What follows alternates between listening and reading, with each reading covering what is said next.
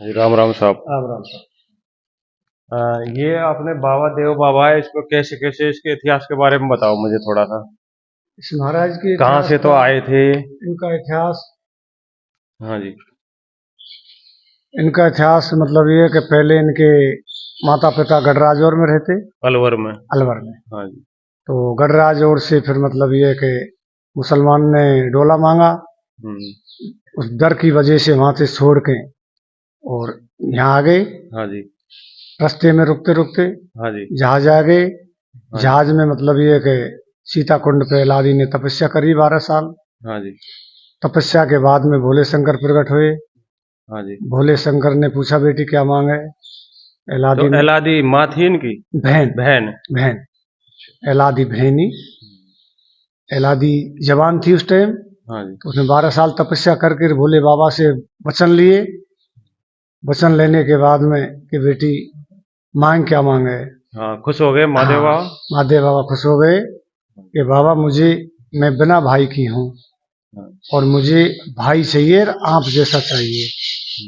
भोले बाबा ने कही, जा बेटी, मुझ जैसा ही तेरा भाई होगा जिसको संसार में कलयुग में घर घर पूजा होगी। तो कारिस महाराज का यहाँ पे जन्म हुआ। जन्म होने के बाद में वो बड़े हो गए। तो जन्म यहीं हुआ था? हाँ जी। पुराना घर भी होगा उनका यहाँ? हाँ, यहाँ इसी जगह पे जी मंदिर बन रहा है। ये घर था पहले? हाँ, ये घर था उनका। अब इसी जगह उनकी मूर्ति इसी बना दी जगह गई है। उनकी मूर्ति बना दी गई है। हाँ। तो उनका जन्म हो गया। कौन से गोत्र के थे वैसे? चंदेले गोत्र के थे। चंदेले गोत्र के। उनका परिवार और भी होगा? यहाँ कोई नहीं है उनका। उनके बाद में कोई नहीं है? नहीं। वो चंदेले गोत्र यहाँ रहते थे पहले। हाँ जी। तो एलादी मतलब ये कि भातनोत पे आई। हाँ जी। तो उसकी मतलब ये कि उसका मान सम्मान नहीं किया उन चंदेले ने। हाँ, उसकी लड़की की शादी हो गई है। हाँ, एलादी की। उसकी बहन की।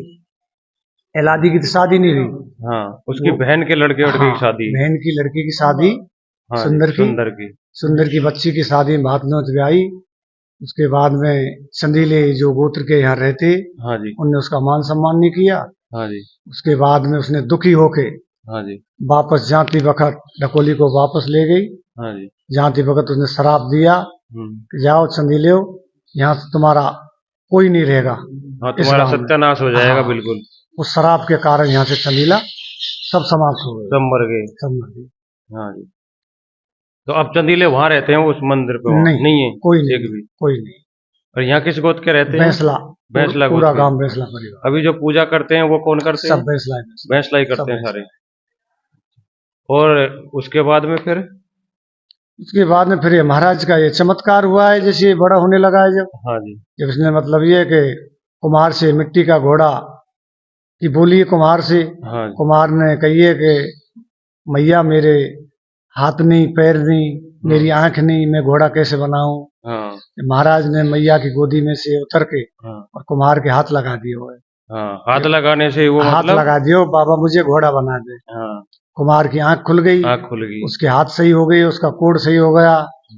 कुम्हार ने पैर पकड़ लिए कि दादी तेरा लाला नहीं है तो भगवान है। बिल्कुल। उसके बाद में फिर कुम्हार ने इसको माटी गूंद के और मिट्टी का घोड़ा बनाया, बड़ा सुंदर घोड़ा बना के इस महाराज को दे दिए हुए। महाराज उसको गोदी में लेके आ गए घर पे।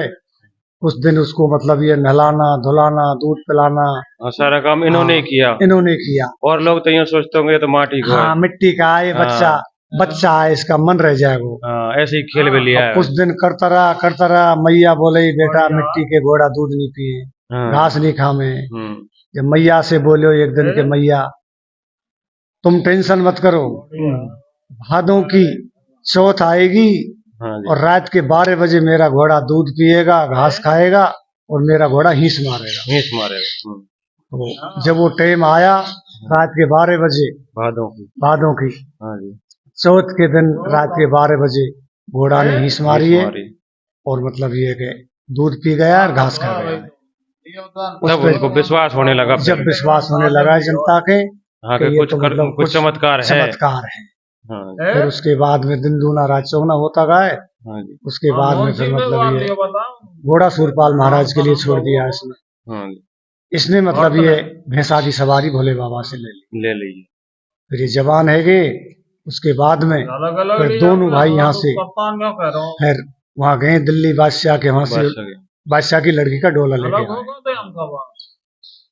कौन से, क्या नाम था बादशाह का? वो बादशाह का नाम मुझे, अच्छा, वहां से लेके आए डोला, ये दोनों डोला लेके आए तो दोनों।